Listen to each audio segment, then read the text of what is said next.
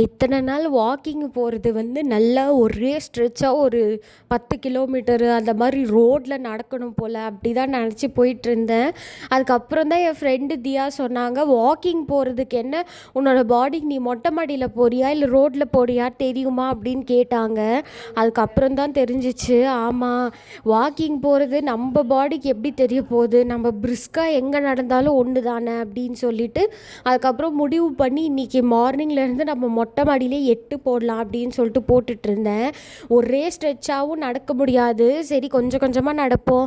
ஏன்னா எனக்கு நேற்று நடந்ததே ஒரு மாதிரி காலெல்லாம் சுளுக்கு பிடிச்சிட்டு ஒரு மாதிரி கிராங்கியாக ஆகிடுச்சு, ரொம்ப வலி வேறு அங்கங்கே.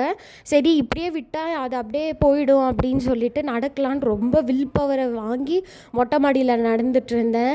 அம்மா வேறு பெட்டு கட்டினாங்க, நீ 60 kgs வந்தனா நான் உனக்கு கண்டிப்பாக 50,000 ரூபாய் தரேன் அப்படின்னு சொன்னாங்க.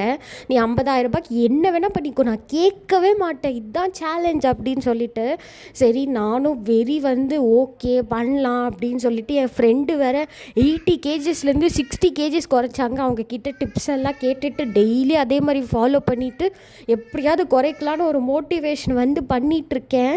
ஆனால் கடவுளுக்கு தான் தெரியும் எவ்வளோ குறைப்பேன் என்ன ஏதுன்னு சொல்லிட்டு. நீங்களும் இந்த ஜேர்னியில் என் கூட ஜாயின் பண்ணணும் அப்படின்னு நினச்சிங்கன்னா கமெண்ட்டில் சொல்லுங்கள். அன்றைக்கி டே அப்படி தான் போச்சு.